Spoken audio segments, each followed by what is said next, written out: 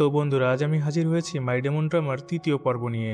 যারা আগের এপিসোডগুলো দেখেননি তারা ডিসক্রিপশন বক্সে দেওয়া লিঙ্ক থেকে দেখে নিতে পারেন। এপিসোডের শুরুতে আমরা দেখি দহি গুয়ানকে বিয়ের প্রস্তাব দেয়, যা দেখে সেখানে উপস্থিত সবাই চমকে ওঠে। কিন্তু আসল বিষয় তো তখন ঘটে যখন গুয়ান বলে সে বিয়ে করতে পারবে না, মানে সে দহির প্রস্তাবকে সরাসরি প্রত্যাখ্যান করে। এতে দহি প্রচণ্ড অস্বস্তিতে পড়ে যায়, কারণ সেখানে সবাই এমনকি মিডিয়া পর্যন্ত তাকে দেখছিল। দহি খুবই অপমানিত বোধ করে, সে রেগে গিয়ে সেখান থেকে চলে যায়, কিন্তু গুয়ানও তার পিছনে পিছনে আসতে থাকে যেন কিছুই ঘটেনি। এরপরে তারা গাড়িতে করে যাওয়ার সময় দহি গুয়ানকে প্রশ্ন করে সে কেন বিয়ের প্রস্তাবটিকে রিজেক্ট করে দিল। গুয়ান উত্তর দেয়, এটা কেন আমি বলতে যাব, এটা তো সম্পূর্ণ আমার ইচ্ছে। তখন দহি বলে, আমারও তেমন কোনো আগ্রহ ছিল না, আমি তো এটা মজা করে বলেছি, এটা তুমি সিরিয়াসলি নিও না। এরপরে গুয়ান দহিকে তার বাসায় পৌঁছে দেয়। দহি চলে যাওয়ার পর গুয়ান গাড়িতে দেখে দহি তার চিঠি ফেলে গেছে, যা ম্যাডাম জয়ের শেষ চিঠি ছিল দহির জন্য। গুয়ান সেই চিঠি দিতে দহির রুমের কাছে যায়, কিন্তু তখন সে শুনতে পায় দহি তাকে নিয়ে কিছু বলছে। দহি বলছিল যদি সে বিয়ে করতে না চায় তাহলে সামনে আসে কেন, এরপরে আবার যদি এমন হয় তাহলে আমি তাকে ঘাট ধরে বিয়ে করতে নিয়ে যাব, আর তাতেও যদি রাজি না হয় তাহলে মেরে হাত পা ভেঙে দেব। এসব কথা শুনে গুয়ান চুপি চুপি সেখান থেকে পালিয়ে যায়। এরপরে সিওখুন দহির বাসায় আসে। দহি জানায় সে ম্যাডাম জয়ের খুনিকে খুঁজে বের করবে, এবং যে তাকে মারার চেষ্টা করছে তাকেও সে ধরবে। সিওখুনও বলে সে এ কাজে দহির পাশে থাকবে। পরে সে দহিকে প্রশ্ন করে, তুমি যাকে প্রপোজ করেছিলে সে কি তোমার বডিগার্ড, আর তুমি কি তাকে আসলেই ভালোবাসো? দহি এসব প্রশ্নের উত্তর এড়িয়ে যায়। সিওখুন বলে, আমি আজ এখানে থাকবো, কারণ তোমার সুরক্ষার জন্য আমার থাকা জরুরি। কিন্তু দহি জানায় যে সে একাই থাকতে পারবে। এ কথা বলে সে সিওখুনকে পাঠিয়ে দেয়। অন্যদিকে গুয়ান তার সেক্রেটারিকে বলে আজ ওখানে কি কি ঘটেছে। সে বলতে থাকে, মানুষ এত লোভী কেন, বডিগার্ড হলাম তাতেও হলো না, এখন আবার বিয়ে করতে বলছে। তার সেক্রেটারি তাকে বডিগার্ড হওয়ার 3টি শর্ত মনে করিয়ে দেয়। প্রথমত, তাকে চোখের আড়ালে যেতে দিও না। দ্বিতীয়ত, তার থেকে দূরে থেকো না। আর 3 নম্বর হলো কখনো তার প্রেমে পড়ো না। এদিকে দহির প্রস্তাব দেওয়া এবং গুয়ানের সেটিকে রিজেক্ট করার ঘটনাটি পুরো ইন্টারনেট জুড়ে ছড়িয়ে পড়েছে। গুয়ানকে যে মেয়েটি পছন্দ করত সে এটি দেখে ফেলে এবং তাদের দিকে তেড়ে আসে। ঠিক তখনই দহির ফোন চলে আসে। দহি বলে তাড়াতাড়ি তার সাথে দেখা করতে হবে। পরে গুয়ান দহির সাথে দেখা করতে যায়। দহিকে দেখে গুয়ান বলে, তুমি চশমা পরে আছো কেন? তখন দহি উত্তরে বলে, আমি এখন সেলিব্রিটি হয়ে গেছি, তুমি আমাকে এত ফেমাস করে দিয়েছো যে সব জায়গায় আমাদের দুজনের নিউজ চলছে। এটা আমার জন্য খুবই লজ্জার ব্যাপার। আসলে ওটা কোনো প্রপোজ ছিল না, আমি এমনি এমনিই বলেছিলাম। গুয়ান তখন জিজ্ঞেস করে, সেখানে এত লোক থাকতেও তুমি কেন আমাকেই প্রপোজ করলে? দহি এ প্রশ্নের উত্তর এড়িয়ে গিয়ে বলে, পৃথিবীতে তুমি যদি একমাত্র ছেলে থাকো তাও আমি তোমাকে বিয়ে করব না। এটা শুনে গুয়ান বলে, আমিও তো তাই করব। তাদের তর্ক এভাবে চলতেই থাকে।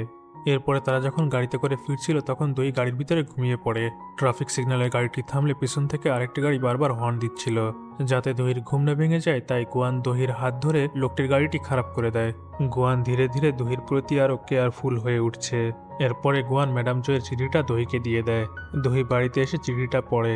সেখানে ম্যাডাম জয় লিখেছেন যে তার এত বড় সাম্রাজ্য তৈরি করা মোটেও সহজ কাজ ছিল না। যদিও সবাই তার অধীনে কাজ করত, কিন্তু সে সবসময় একাই ছিল। দহি তার পাশে থাকার জন্য সেই একাকিত্ব কাটাতে পেরেছে, এবং এখন সে সবকিছু দহির উপরেই ছেড়ে যাচ্ছে। ম্যাডাম জয় আরও লিখেছেন যে দহি যেন তার জীবনের মনের মানুষটা খুঁজে নেয়, যাতে সে যেন কখনো একা হয়ে না যায়।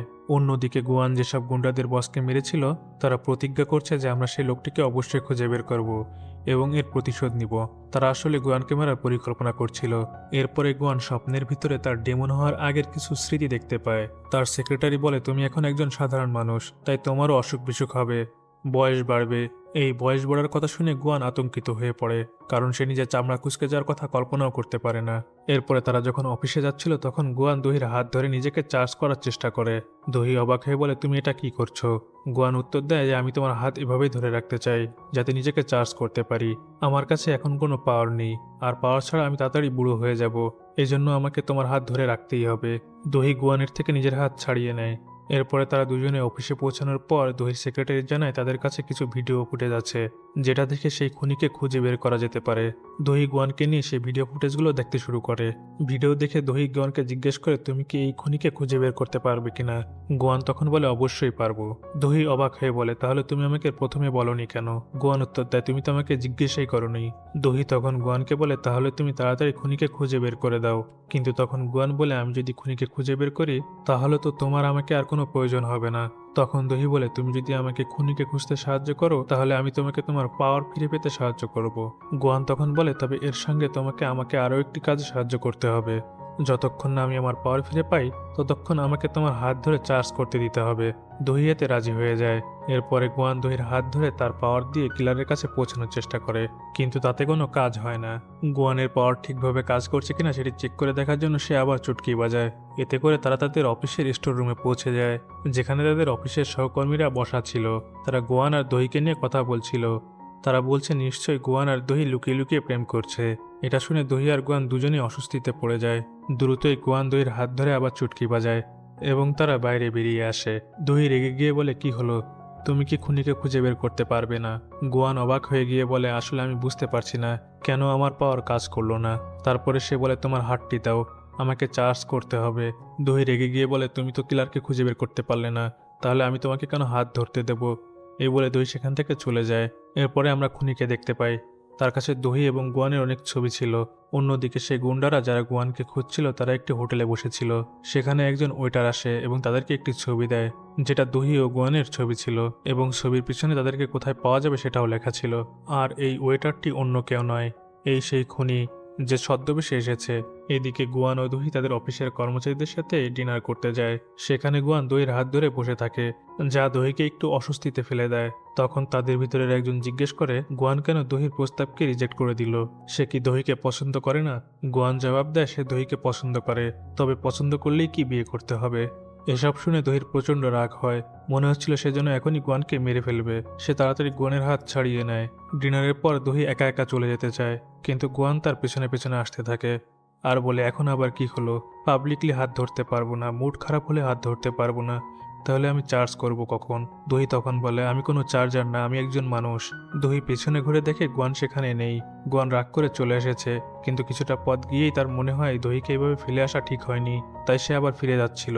ঠিক সেই সময় গুয়ানকে সেই গুন্ডারা ঘিরে ধরে, যাদের বসকে গুয়ান মেরেছিল।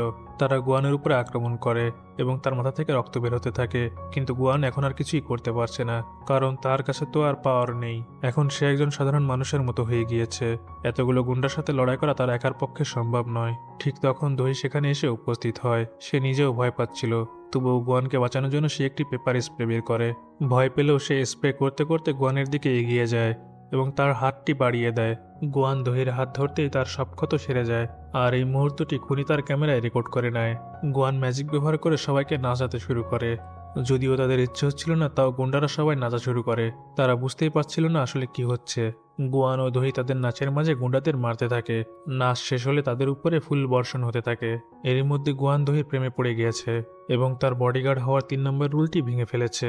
এখন প্রশ্ন হলো, সে কি করবে? একজন ডেমনের মতো বাঁচবে, নাকি একজন তুচ্ছ সাধারণ মানুষকে ভালোবাসবে? আর আমাদের আজকের পর্বটি এখানেই শেষ।